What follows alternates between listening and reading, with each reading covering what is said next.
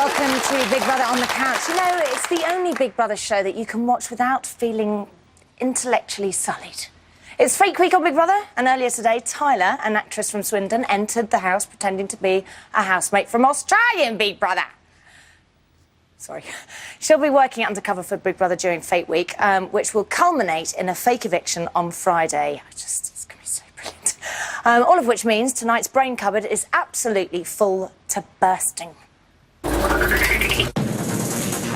Despite the havoc she causes in the house, our resident South London it girl Charlie escaped the public vote again. We find out why. And I've got a tongue on us and all the same as what she has, but the difference is I've got tact. This year we've witnessed the rockiest relationship in Big Brother history. Just what does the future hold for Ziggy and Chanel? Coming up. Just leave it! I've got a 19-year-old girl telling me what to do. Are this bunch of housemates the angriest we've ever seen? We investigate the psychology of losing your rag. Deal with it. Why would I need anger management classes? And how a simple paperclip can unleash the inner workings of your mind. Another psychological experiment from Britain's favourite diary room. You can't use the paperclip as a bedroom, you can't use the paperclip as a duvet, you can't use the paperclip to brush your teeth with, because otherwise you'll just be really scummy. But you're time to find out what on earth was he going on about there. Anyway, all that's still to come, but first, edited highlights of the week that delivered us a departure, a lover's tiff, and some sinful housemates. Earlier today, Carol chose 7 of her fellow housemates who she thought were the most guilty of one of the 7 deadly sins. Oh, goody. Amanda, the only way to absolve yourself of the sin of pride is to start taking yourself a bit less seriously. I'm going to kill Carol. Okay.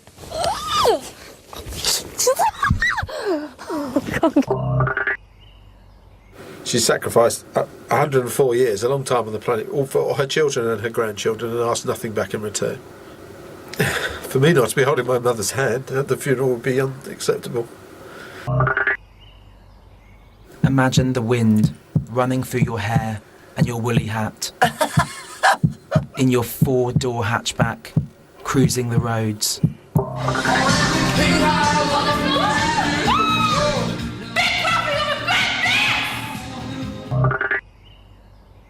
Why would you come in this house and pretend to be somebody that you're not? How am I pretending I'm not being something I'm not? No, you're not. It's 5 weeks in. It's 5 weeks in. Times are a little bit hard in this place. You see, it's a bit nuts. Right, okay, walk away from me. I'll listen to what you've got to say. Jerry and Charlie are arguing now.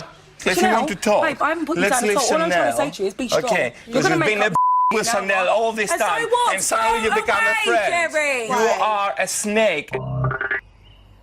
The 4th person to be evicted from the Big Brother house is...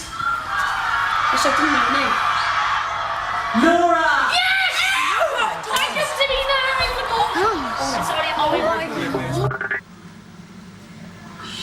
Whoa! Right, Big Brother. Who's that? Our new housemate. This week, the public have been voting for the housemate that they want to send to the Big Brother house in the United Kingdom. The look of ecstasy on Ziggy's face. And now, 6 weeks in, and the loudest, angriest, mouthiest, feistiest, and quite frankly, the fastest-talking housemate in Big Brother history is still yet to be up for eviction. I'm not being funny, but she's not just two-faced, is our Charlie, she's multi-faced. There is a fight every 10 minutes, and it usually involves Charlie.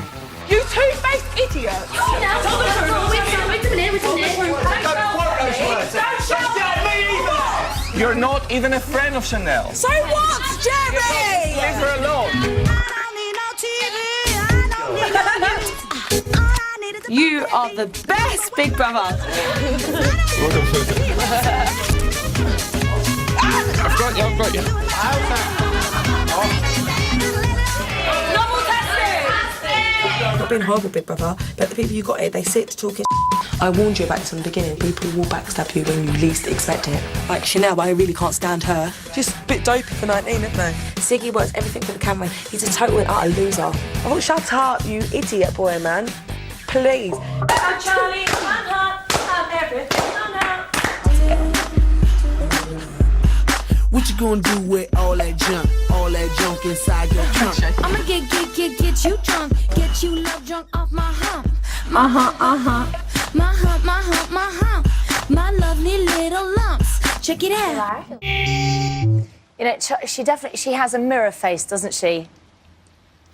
OK, joining me now to help us understand what makes Charlie tick using his superhuman psychological wizardry is Professor Jeffrey Beattie. Hi, Jeffrey. Hi. How are you? Very well, thank you. Good, good, good. Now, listen, Charlie is arguably one of the most difficult housemates ever to live with, but she's escaped nomination. How did that happen? How? Well, I think some people admire her. I think the twins really admire her. And wouldn't it be lovely to have that as part of your character, not care what you said or did? So I think that's one reason. I think the second reason is, and this is the commonest reason, a lot of people are terrified of her. Yeah. And they couldn't live in that house with the possibility that she might discover that they'd actually nominated her. And then I think the third reason is kind of strategic, which is they know about the boos outside, they know she's not popular, so it's a kind of wasted vote in a way, because, you know, she's not a real contender at this point. And she spends so much time angry that when she is funny, it's captivating. It is captivating, and she has that kind of quality which kind of wants you to kind of go towards her. And I think that's part of her strength, actually. Yeah. I mean, she 1 minute she's sort of saying, look, I'm telling you like it is, you know, and I just say how I feel to people's faces and I'm really, really honest and upfront. And then the next minute, she's being extremely manipulative. Now, is that a good strategy? Well, it's a good strategy in that she confuses people, because you're absolutely right. 1 minute she's very friendly, the next minute she's actually quite threatening. So people don't know how to respond with her. Now, psychologists call this a double bind. It's a kind of contradictory communication. And no matter which way you behave, you're going to be punished. Now, let me give you an example of a double bind. Say you sometimes touch my knee, Davina. I do. You do. Now, say I genuinely went cold when you did that. Oh. I mean, genuinely cold, so that you kind of withdrew your hand. Oh, right, yes, like and then that, I a bit said, nervous. don't you like me anymore? So no matter what you do, you can't put your hand back, because you know. No, you're giving me mixed messages. I'm giving you mixed messages, Okay. and I think she sends out these quite complex mixed messages. You know, to Ziggy, friendly 1 minute, and then the next sentence she's very threatening. So she sets up this kind of approach avoidance conflict. And so everybody's super confused. They're super confused, and it kind of weakens them because they think, hang on a second, I can't discriminate how she wants me to be towards her. OK, so Big Brother called a number of housemates into the diary room to ask them what they thought about Charlie, and you wanted to analyse their body language and see what they were telling us. So first up, here's Nikki. Charlie, because I feel like that we've sort of got an understanding, we just have a laugh. She's just cool to be around. She makes me laugh.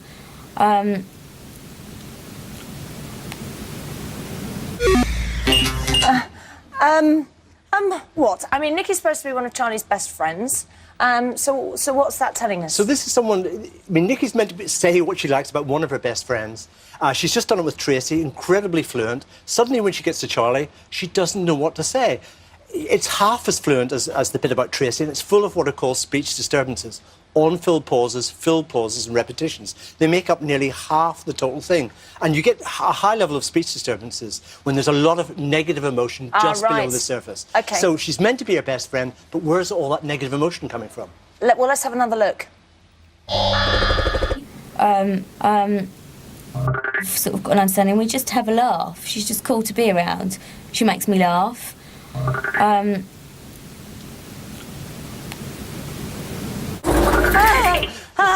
That's agony. Well, exactly. 4 seconds of on-filled pauses, 1.5 seconds of filled pauses, 1 second of repetition. And this is meant to be someone she likes. There's something more going on here. There's all that negative emotion. She can't articulate what she thinks about Charlie. Maybe a bit of fear. A huge amount of fear, in my opinion. OK, so let's look at Liam talking about Charlie in the diary room. And I've got a tongue on us and all the same as what she has, but the difference is I've got tact. I can control my tongue. You know, I don't want to get into a situation where I say unkind things to her. It's quite funny because even our studio audience laughed there, isn't it? They did. I mean, Liam's the big macho man prepared to stand up to Charlie. He says he can control his tongue, but that's exactly what he can't do. Lip licks are a sign of fear or anxiety. And in the diary room, he talks about a lot of other housemates, and every time he talks about Charlie, the tongue starts going in this way. He can't control it. He's terrified of Charlie. And basically that's his mouth drying up because he's That's talking his mouth about drying something up, and it's a that's kind making of him feel unconscious, uncomfortable. automatic response to fear. Well, look, if he was scared of her, then how come he confronted her? Because that was a brave thing to do for any housemate. Well, it was a very brave thing for him to do. But what's really interesting is that during the confrontation, if you watch his mouth again, the tongue keeps going. So, and most people, when they're in a confrontation, try to control their behaviour even more. He can't control his unconscious expression of fear, even in that situation. And I noticed he only started the argument when there was a settee between them. And as soon as Ziggy jumped in, he backed off. So he is quite frightened of Charlie, actually. OK, well, you mentioned Ziggy. Let's have a quick look at Ziggy talking about her in the diary room. Ziggy, you mentioned Charlie is a non-entity to you. Could you elaborate on that? I just kind of, you know, I'm neither nasty or nice with her now. You know, I'm just like, fine, you know, I'm giving her none of me anymore. You know, Chanel is quite concerned that Ziggy's harbouring sort of even any feelings at all for Charlie. And I sort of half have been thinking that he quite likes her at times. But what do you think? I don't think he does. I think he's trying to use his sexual charm on Charlie to get her to play along with him. Win her over. To kind of win her over. Yeah. I mean, I love this clip because in some sense, Ziggy went into the house as this ultra-confident guy, and this is what Charlie has kind of reduced him to. And there's a wonderful, what's called an unconscious metaphoric gesture. What Ziggy's saying there is that everything's fine, but it's this kind of back-of-the-hand gesture. And I interpret that as this kind of underlying aggressive impulse coming out. He doesn't know how to behave to Charlie rationally, and this is his kind of irrational side coming out through his hand movements. He feels like quite a broken man at the moment, Ziggy. Well, he sounds like quite a broken man, and that's the kind of exasperation of being on the other side of double binds. You just don't know what to do. Do you think Charlie's going to get nominated this week? It really depends, I think. If someone's prepared to stand up to her and say, and break her kind of reign of terror and say, look, I've nominated you and I really don't care how you behave towards me, then I think this will open the floodgates, because I think there are lots of people harbouring secret desires to nominate her and get her out. And so let's say potentially she was up for nomination and she came out during Fake Week. We do the interview and she goes back into the house. Oh, my goodness. What's going to happen? And she sees what other people have been saying about her. Yes. Imagine her anger then, because there's nothing worse. She'll have seen the nominations. She will have seen the nominations and heard exactly what they said. There's nothing worse than this kind of righteous anger, because she'll think, my goodness me, these people were snakes. So we haven't, you know, we've only seen a bit of what Charlie's capable of so far, I think. I mean, whichever way you look at it, taking a housemate out, interview them and put them back in is going to be interesting. They'll have an insight. Exactly, exactly. Thank you so much, Jeffrey Beattie. Brilliant. Touch your knee. Still to come, discover how a paperclip can be used to unravel your inner mind. Oh, yes, it's true. See you in a bit.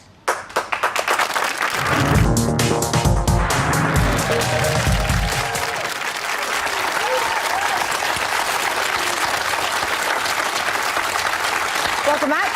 You're watching Big Brother on the Couch, the show that paddles in the shallow waters of the housemates' minds. It's experiment time now.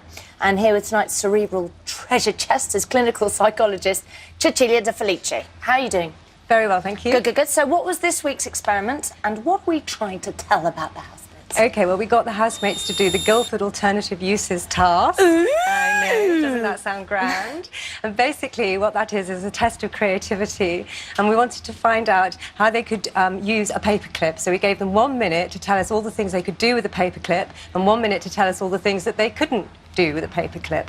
So 1 minute actually is quite a long time when you think paperclip's quite weird. Yeah, and it's kind of a little object and difficult to sort of think about. But what we were looking for was a number of things. We wanted to see how fluent they were, which was to find out how many items that they could come up with, how original they were, could they think of things that other people hadn't thought of, also how flexible their thinking was, and how elaborate they could be, whether they could embellish it and make it more interesting for us. But we're also looking in this task at things that are negative, the things that they can't do, and things that are positive, the things that they can do with a paperclip. And we've thrown in a bit of Freudian psychoanalysis. Oh, we love a bit we of love Freudian that, don't psychoanalysis. We? Yes, love that. We do love it, because what they're doing is basically associating from one thing to another, and that gives us a little bit of a clue as to what might be going on inside their minds. Brilliant. OK, well, let's just have a look at how they dealt with it. You will have 1 minute to say all the things that you can do with a paperclip. Then you will have 1 minute to say all the things that you can't do. Do you understand? Yes, I do. A paperclip. Oh. Paperclip. I can put the paperclip on my nose. You can bend them and make shapes with them. Make a bicycle clip if you're riding a bike. Pick your teeth. Pick them up. Pick your nose. You can keep them to look at. You can do a paperclip, I don't know. Make a big chain out of it if you clip them all together. That was loud. You must now say aloud all the things that you can't do with a paperclip. You can't eat it. Go to the moon on it. You cannot fall in love with a paperclip. So you can't give the paperclip as a present to anyone, really, because they'll be like, this is a paperclip, what can I do with this? I don't know, it's only a paperclip. Can't go out of a paperclip as like a girlfriend. Big Brother didn't like that game.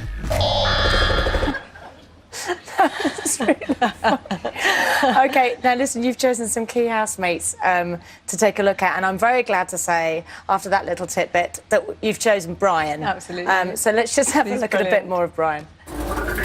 You must now say aloud all the things that you can do with a paperclip. I can put the paperclip on my nose, I can put the paperclip on my ear, wear as an earring. I can use the paperclip to make a chicken scratch at like the end sharp bit and scratch the chicken scratch on my arm. I can use the paperclip to try and pierce a hole in my ear. I can use the paperclip to try and pierce a hole between my tongue. I can use a paperclip to try and get the dirt underneath my fingernails if I had really long fingernails. I can use the paperclip to try and pick a lock. You must now say aloud all the things that you can't do with a paperclip. You can't really eat a paperclip because you'll be ill. So you can't watch TV on a paperclip. You can't listen to music on a paperclip. You can't go out of a paperclip as like a girlfriend. You can't use the paperclip as a bedroom. You can't use the paperclip as a duvet. You can't use the paperclip to brush your teeth with because otherwise you'd just be really scummy. No, don't try some of those things at home, okay? I mean, he was reeling things off. He was great, wasn't he? He was fantastic. He's so original and fluent, and he's so flexible in his thinking. When he started this task, when we first told him how to do it, he looked really anxious, like, oh my God, I'm going to be made a fool of again. Well, he has issues, doesn't he, around his intelligence. He doubts himself. He does doubt himself. But when he got into it, he was just fantastic, and he just came up with one thing after another. But what's really interesting about the content of what he talks about is when we asked him about the positive things that he could do with the paperclip, it's all about his body. He's sticking things in his ear, in his nose. He starts scratching himself with it. About? Well, I think it leads into, he starts free associating into piercing his tongue and piercing his ear. And then he talks about getting dirt out from his nails. And what he's talking about there is sort of penetrative things going into the body and things coming out of the body. Oh, yeah. And he ends up with picking a lock. This is going. So psychoanalysts might say that picking a lock is a little bit like, well, you're putting something into something, aren't you? And I think we can safely say that Brian's got sex on the brain. He so has, hasn't he? I mean, we can kind of see that in the house. He's absolutely gagging. And when we look at the negative things, again, they're all around girlfriends, bedrooms, duvets, food, teeth, all of those sort of, again, very, very sexy. But what's really interesting is he can come up with 16 different negative things, one after the other. Why that? Well, why is that? I think that's a little bit to do with how our minds have evolved. We need to look out in our environment for things that are dangerous. We're very hypervigilant for adverse events. So we tend to remember the negative things that happen to us more than the positive. And recent research has said that for every one negative thing that happens, 5 positive things have to happen to undo it. Which is a lot, isn't it? So it kind of explains why our days can often feel like really bad. We have one good thing happen, but a few bad things happen, and it undoes that one thing that happens. And a lot of really good things have to happen to undo all the bad things that happen, which makes our days feel really tough sometimes. That would have a major impact. It's got to have a major impact on parents, hasn't it? Yes, yeah. One thing you say to your child. You have to... Yeah, and then you've got to do lots of positive things to make them feel better. I love this programme. It really makes me think about things. You're brilliant. OK. Let's go on. Sorry, let's carry on. Let's have a look at Jerry. OK. You must now say aloud all the things that you can do with a paperclip. With a paperclip, what would it... Oh, you open the paperclip, and then you have a long thing, and in spy movies they unravel the paperclip and they can unlock doors amazingly. I can never do it, but apparently that's what we can do. You can get into safes. You must now say aloud all the things that you can't do with a paperclip. First of all, you cannot fall in love with a paperclip, because I can only fall in love with interesting things like fun, or a radiator. So paper clips are not things to fall in love with. You cannot go out for dinner with a paper clip because it looks quite embarrassing. Also, paper clips are not very good buddies to go to the cinema because you cannot talk about the movie afterwards. So sweet. So sweet. I love He Jerry. is. So what's that telling us about Jerry? Well, Jerry, it's really interesting, isn't it? Because all the things that you can't do with a paperclip are all about relationships. Yes, he's lonely. He is. He says he can't fall in love with a paperclip, but you can fall in love with a radiator or a fan. Hello. What's that about? That is quite strange, isn't it? But if we think about it, if we free associate around what a radiator is, it gives you comfort, it's warm. Yeah, and if we free associate around a fan, well, there are lots of different types of fan, but one of the types of fan is somebody who loves you, who wants to be with you, who adores you, thinks you're wonderful, all of those sort of things. And he also says that his paperclip, you can't take it out to dinner, you can't take it to the movies, you can't be a friend. He needs a buddy. He does need a buddy. So listen, because we've seen Jerry and Brian together quite a lot this past week, I was just wondering, like, how did they compare on the task? Did they both do well? I mean, you'd be forgiven for thinking that Jerry might fare a bit better on the task than Brian, because Brian's been telling us he's not as intelligent as Jerry. That's right. But if we look at their scores, we can see that actually Brian has done really well. He's really original, he's really fluent, he's really flexible. And Jerry, who's really highly educated and prides himself on his intellect, well, he just doesn't do quite as well as Brian. And of course, English isn't his first language, so we've got to take that into account. Yes, that's but true. even so, Jerry's highly educated to university standard. Brian didn't finish school, and yet I think if Brian had finished school, he'd be just as super bright as Jerry and wouldn't feel so intimidated by Jerry, and they could actually learn from each other, as Jerry learned from Brian this week when he learned how to self-hypnotise himself. Oh, that was another lovely moment, moment, wasn't great, it? yes. OK, let's finally have a look at Liam. Yes. You must now say aloud all the things that you can do with a paperclip. You could scratch your name into a piece of wood, pick your teeth, hold money together, make little wire animals and men. You must now say aloud all the things that you can't do with a paperclip. Ride a bike, row a boat, walk to the shops, buy anything with it, drive a car, go to the moon on it, buy a house, keep an elephant in the air, knock a tank over. So rather than be quite surreal, what was that about? Well, I think Liam's really preoccupied with the money. He's the only housemate who says you can keep your money together with a paperclip. Nobody else mentioned that. He also says that the things you can't do is you can't go shopping, you can't go to the shops, you can't buy things, you can't buy a house. He also talks about going to the moon and also an elephant in the sky, and I think he's absolutely desperate to talk about this money. He's so excited about it, but he can't discuss it with the housemates because it will make them really envious. He can't talk to Big Brother about it because it's like boasting. So he's so the public might not like him for it. Yes. So he's all bunged up, he's all concentrated with his money. He wants to run around going, yes, I've got all this money, I've got all this money. And the only way he can get it out is in this interesting little task. Isn't it amazing? Oh, well, it was absolutely brilliant and very insightful, and thank you very much, Cecilia.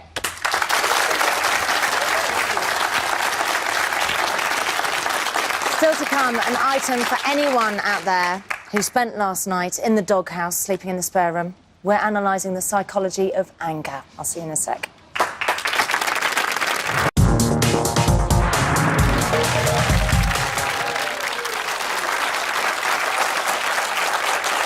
Welcome back. You're watching Big Brother on the Couch, the show that starts with the word big and ends with the word couch, despite the fact that there aren't any couches on this show. But not to worry.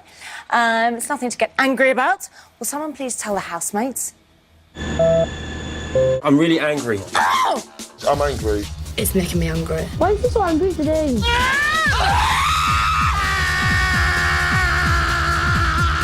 Well, I'm very pissed off as it goes. Oh, fuck. All right, no. I thought to myself, Me off. Sketchy people. I want to kill her. Do it this way, do it that way. I'm the best, I'm the best. Do. I would recommend anger management classes. Why would I need anger management classes? Arseholes. Ugly Keep out of it, sticky mug. I'll say it to you, I have no problem. Well, then we won't eat. Dipstick. don't talk to me from now on until you're in a nice mood. Oh my God, shut up.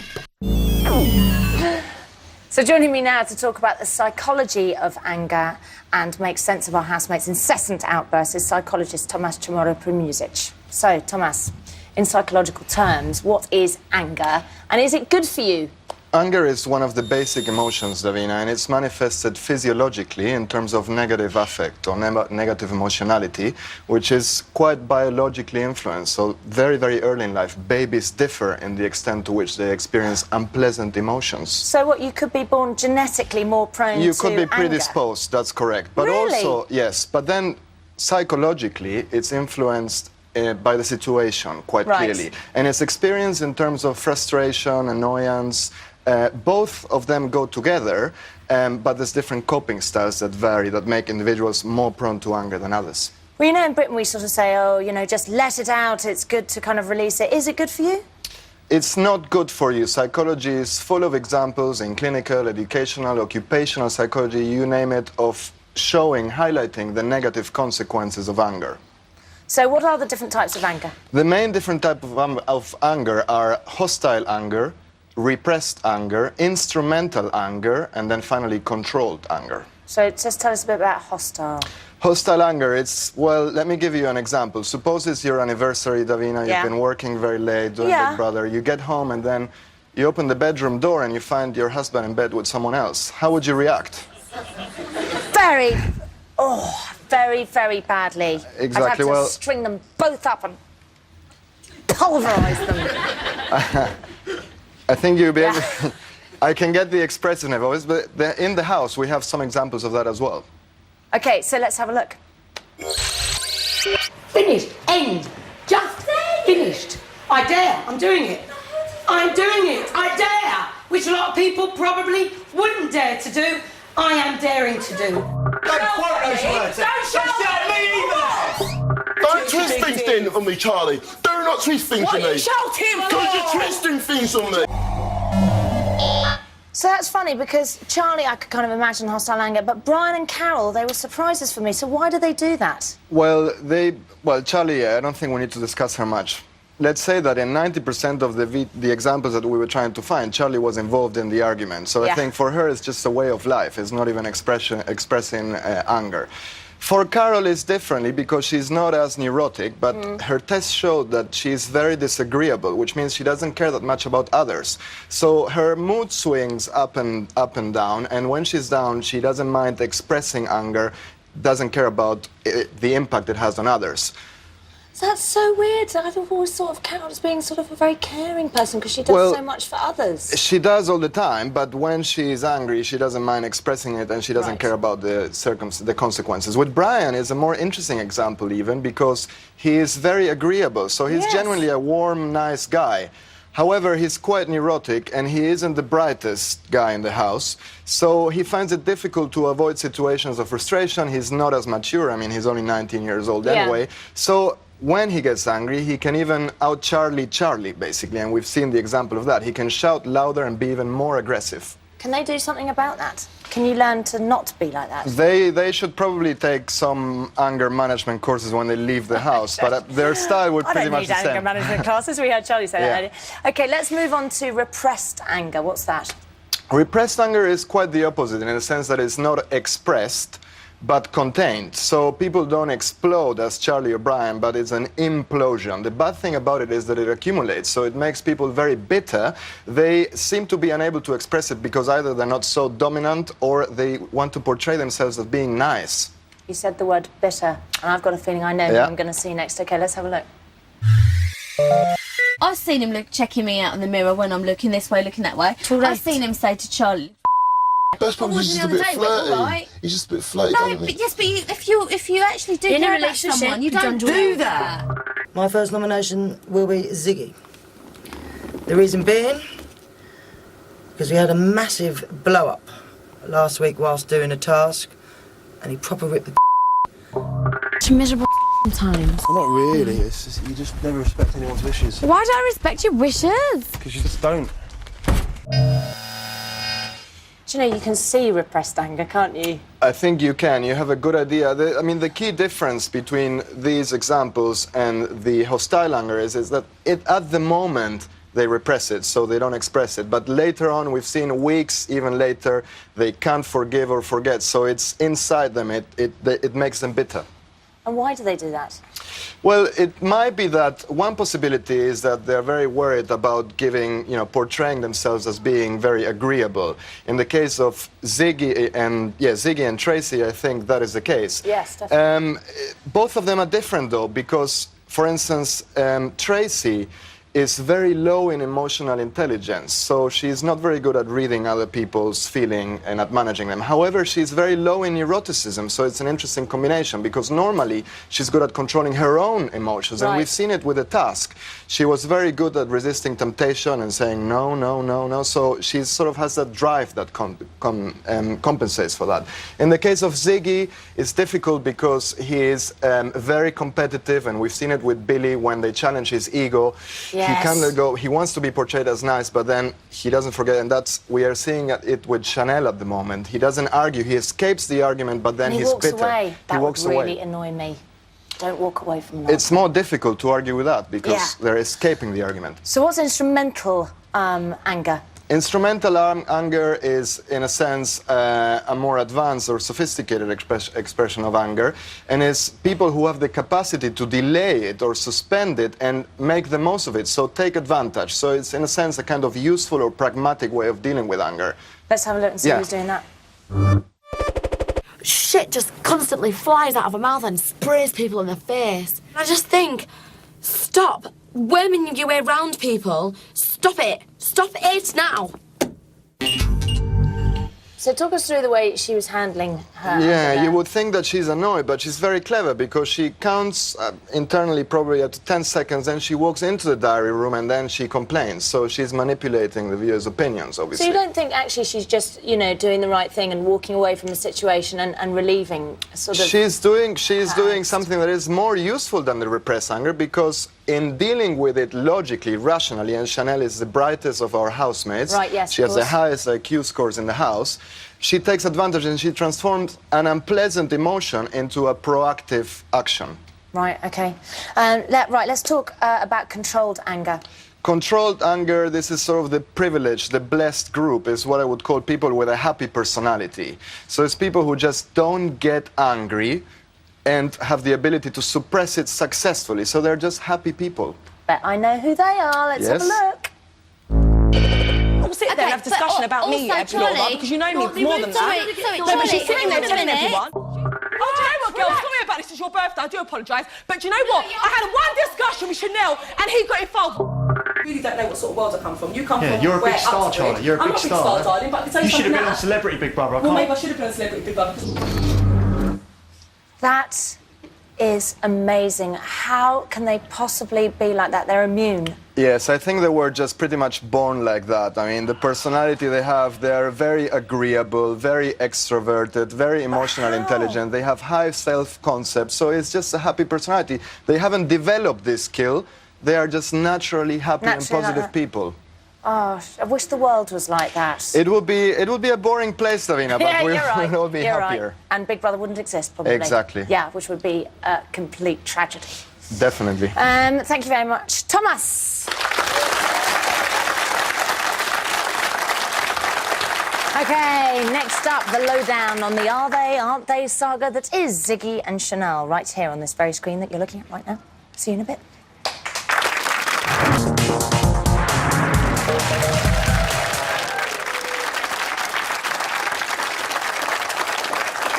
Welcome back to Big Brother on the Couch, the show that does exactly what it says on the tin, except for the couch bit. I really want a couch. Anyway, right, one of the big stories in the house at the moment is Ziggy and Chanel, or Chiggy, as we like to call it. The love story that will never die, no matter how many times Ziggy tries to kill it. Or does he? Well, let's remind ourselves of the latest instalment in the most painful romance that the Big Brother house has ever seen. I want to stop, Chanel. I can't be doing this. Maybe you do need a break. I need a break, big time, man. Doing my head in. I'm going insane in here, I really am. I've got a 19-year-old girl telling me what to do. These last few days I want to enjoy with you, and hopefully we have plenty more to enjoy together in here. With Chanel gone, if she does go, it will leave me free, on my own, to start doing what I want to do. I said, have you been smoking? Because he kissed me in his mouth. Tastes like ashtray! I asked you last week not to mention it, not to go on about it, and then you just kept on going on about it every day and every day, every day, every day. Someone speak to you! You started it, love. You started it. I'm sorry. Just leave it! Are you happy with just kind of finishing this now? What, the subject? Yeah. I so thought he was going to finish with her then. Joining me now to get to the bottom of this love saga is behavioural expert Judy James and someone who's no stranger to love in the Big Brother house, ex-housemate Grace Adams-Short. Hi, guys. Hi. So, listen, I quickly want to start off with you, Judy, because obviously he's feeling completely squished. Why doesn't he just walk away? He can't, to put it simply. I mean, we need to think about Ziggy, the Zigmeister, in terms of his personality. He thinks he's the chosen one. He's in terms of personality, he's a perfectionist. He's very vain. He has to be right, and he has to be seen to be doing what's right. Now, when he first met Chanel, that was fine, because his perfection was kind of echoed by her. She created him as the alpha male. She was the best-looking woman in the house. Yes, and that was quite important to him at the time, wasn't it? He kept going on vital. about, you know, she was the nicest. Absolutely, but then something bad happened for him, which is that she got very childlike. She's regressing all the time she's in there. She's throwing tantrums, she's stopped wearing makeup, she's got that flaming bunny rabbit thing that she carries around everywhere. And the trouble is, that's not compatible, and she started insulting him as well.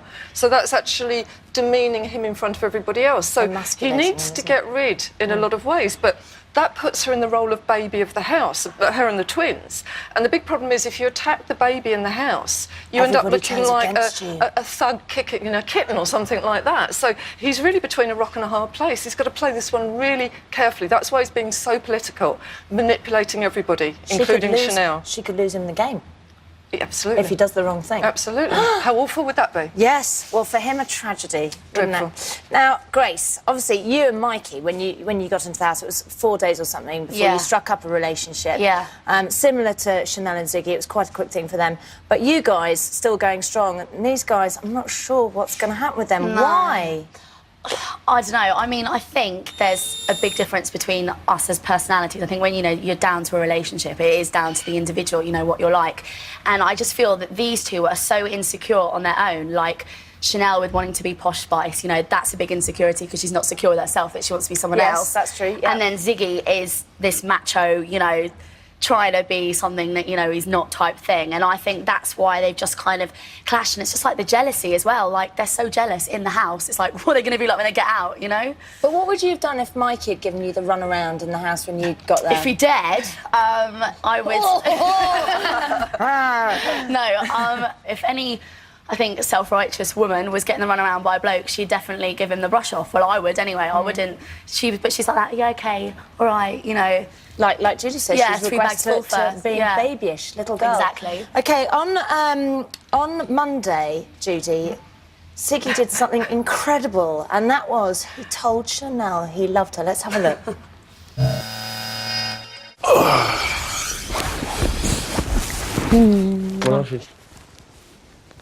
What? Don't do it again. I was going to say, we haven't let each other down yet, We're not gonna. or been in a hunchback, and it's just not going to happen. And I said, whatever happens. I know it's not gonna happen. And then, a few days later, talking to his mates, what?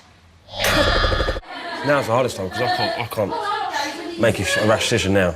No. I've got to be with someone, and as a friend, the last week and stuff, I've been, I was grabbing at sleeping in another bed. Oh no. I know you want to see a beautiful woman. No, I want to see someone older. Well, yeah, a 35. Someone with a bit of class. 35 is fine, Do you not agree? I would love to. A 35-year-old woman someone who just isn't talking about themselves constantly. That's so bad. I love you.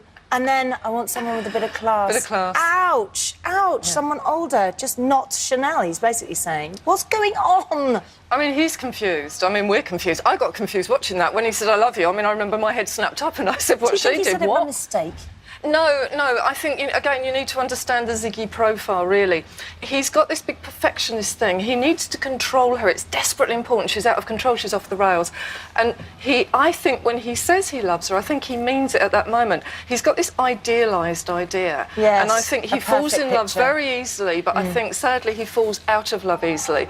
Outside the house, this would set him up as a real love cheat, love rat, and a bit of a cad. So, again, it's not really creating the best image for him in the house or outside the house either. Well, everybody in the house is trying to sort of stick their nose in. Let's just have a look. Today, with the whole thing when she came in, can you move the bed? I was like, oh, I'll be 1 minute, yeah? Aye. Well, your missus here. What? Zach, are you smoking? What? I saw you. Babe, I'm going to come and move the bed in a second. I'm gonna... Oh, no. Don't be smoking. It's disgusting. This is the most surreal situation I've ever been in my life.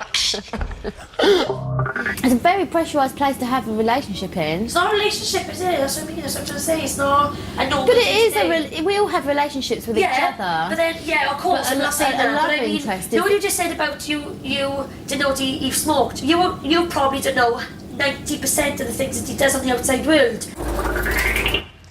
I mean, how's their relationship supposed to survive that? Well, this it's is an the problem, onslaught. yeah. I mean, the problem they've got, there's no other relationships in the house, so it's a kind of deviant behaviour rather than a natural behaviour, and so it's getting attacked. But what we get is something that I have to say is quite a blokish thing to do. It's called stag-night behaviour, which is where they all start attacking, the missus under the thumb, yeah. And what they're doing is they're challenging his loyalty, like, you're going to stay out here with us blokes, so you're going in with the missus. And also, they kind of ridicule her as well. I mean, she kind of asked for it, but... And you notice the different techniques that women use to get the same effect. Are just undermining her confidence. This big in him, whispering aren't they? thing, you Yeah, know, you shouldn't awful. trust him. And again, she's got the little bunny rabbit again, and, you know, and he's turned into the biggest devil in the world. So it's all working to the same effect. What can Ziggy do? Well, he's, again, rock and hard place. I mean, he can't kick the kitten. What he's got to do is to try and play a very good manipulative game and make us feel that he should get rid of her. He should get all the other housemates, which he's doing, petitioning him, or he needs to make it look as though she's trapped him. Aha! Now that would be the clever thing to do. Don't point at a wouldn't it? psychologist. Sorry, that's very good. That's very rude, isn't can it? do a I should go knuckle. like this. Do a knuckle. I should go, ha ha! Don't hit a psychologist either. I'm doing very, very badly. Grace, let's move on to you. Do you think, I know this seems like the unthinkable, do you think Ziggy might nominate Chanel? I don't think he'll nominate. I don't think he will, because I think that he's always consciously thinking about what people are thinking of him on the outside he cares world. too much. I think he'd be smarter and try and manipulate the housemates into nominating her. I mean, you when you came out, you had your fair share of people kind of saying, oh, it's a fake relationship. Yeah. I mean, you proved them wrong. A year later, you know, Yeah. it's all great. But what would you say to Ziggy and Chanel if they come out a couple? Who knows if that's going to happen? Any tips?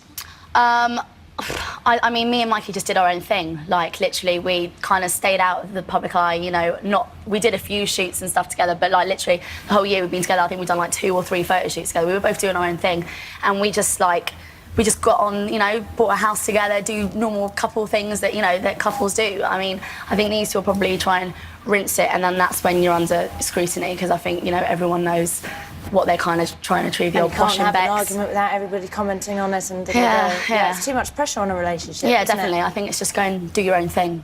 So, Judy, what kind of effect do you think, you know, a sexy 26-year-old's arrival might have on the house, and Ziggy in particular? Did you see his face when she turned up? Like, he was like that? drooling. And this is the problem for Ziggy, because it's like somebody's waved a magic wand. They've actually granted his wish, but they've only granted one of his wishes. Yes, because that was to have her in, but also his second wish was to have Chanel out. So he's kind of stuck now, because Chanel's loose cannon, getting very paranoid, very possessive. If he makes so much as a move in this other woman's direction, I'm afraid that what he needs to watch out for is Chanel will bond herself with the other women, and he doesn't really want to be there, I'm afraid, because they're very good at bitching, and they will destroy him in the worst way. She makes a very good friend, but I think she's going to make a very bad enemy for him. Yes, so keep your friends close. But your enemies closer. Absolutely. Oh, thank you so much. Thank you very much to Judy and Grace. So insightful. I love it. Brilliant. OK, that's it for tonight. Next week, more mind chat about the inside of housemates' heads, and I'll see you on Friday for a very fake eviction. Next on 4, Big Brother. You know, it's got housemates and a house in it. It's brilliant. Good night.